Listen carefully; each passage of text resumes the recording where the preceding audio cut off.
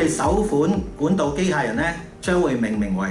智管探。呢款管道機械人即係智管探咧，將大大增強咗主動測漏能力，能夠快速定位滲漏點，加快維修工作，並且可在咧喺一個大壓嘅情況底下咧深入管道，就好似咧醫生咧利用內窺鏡咁樣進行一啲內壁嘅檢測。如果我哋可以有 pipe robot 嘅時候咧，就可以直去嗰個位置揾佢出嚟咧，咁就會直接好多。佢可以咧針對性咁樣去解決我哋香港嘅現有嘅一啲嘅問題，